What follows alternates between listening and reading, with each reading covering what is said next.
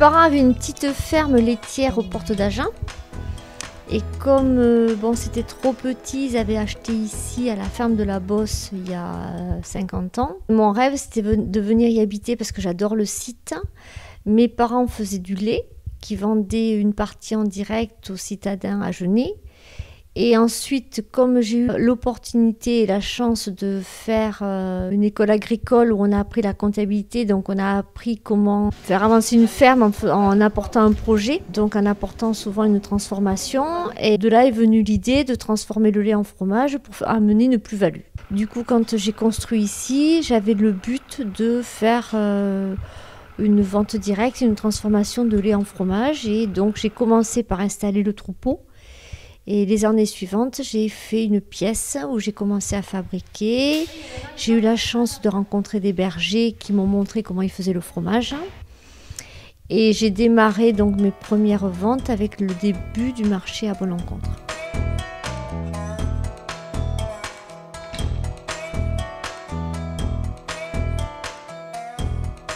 J'ai voulu prendre une race plus rustique et plus adapté à ce que je voulais faire, c'est-à-dire qui s'adapte à la nourriture du moment, avec les produits uniquement de la ferme, et en plus qui est un lait d'excellente qualité pour faire du fromage. Donc du coup, j'ai pris une vache de montagne, une race mixte, qui en plus est très maternelle et s'occupe bien des petits veaux. Donc je mets souvent les petits veaux sous la mer. C'est une vache qui est facile à vivre, qui a très bon caractère. Et je fais très attention à leur bien-être pour que ce soient des vaches heureuses.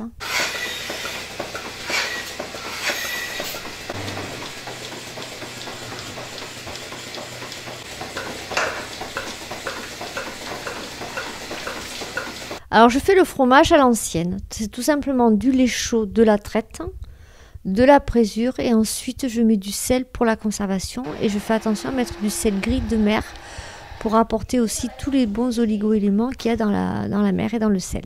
Après je varie, je fais des recettes différentes que j'ai appris un petit peu chez des gens d'origine italienne, des gens d'origine hollandaise. En fait j'ai commencé par les fromages blancs façon chèvre, donc c'est du lactique, et ensuite j'ai toute une variante de fromage à pâte dure. Donc il y a des pâtes cuites, le cassou, il y a des pâtes pressées comme le Pyrénées, la tome.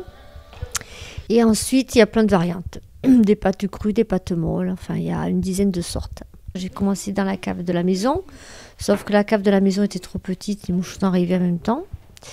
Donc j'ai fait la construction de la cave en premier et après j'ai élaboré donc la grande fromagerie pour avoir des pièces bien adaptées avec une pièce par fonction.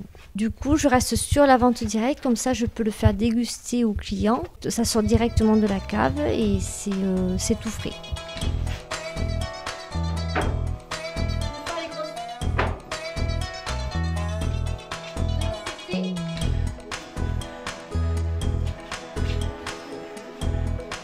J'ai le plaisir et la joie de faire partager un bon produit à des consommateurs locaux.